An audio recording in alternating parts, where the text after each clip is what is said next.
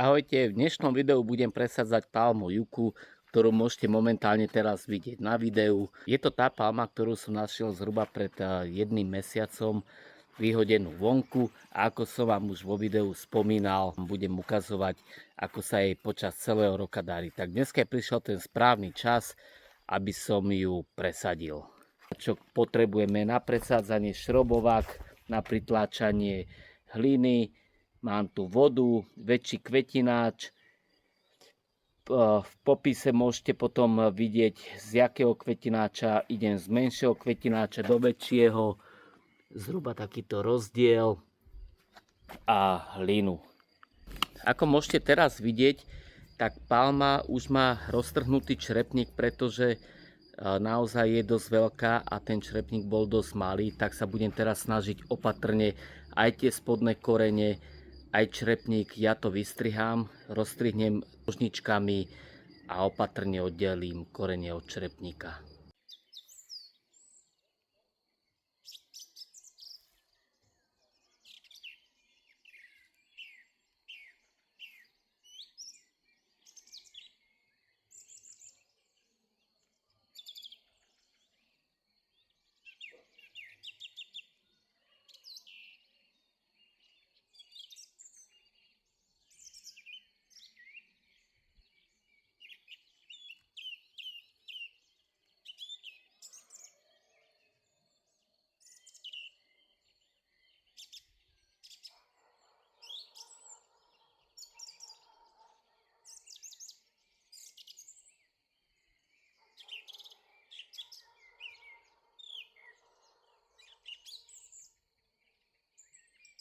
Tej hliny som dal na spodok možno 5 cm.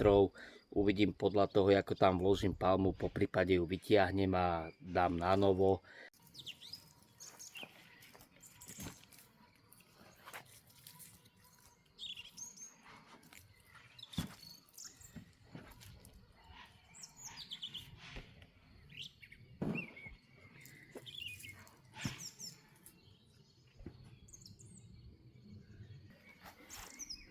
Vidíme, že palma sadla dobre. Na spodok kvetináča som odhadol veľmi dobre množstvo hliny, tak aby palma netrčala z kvetináča.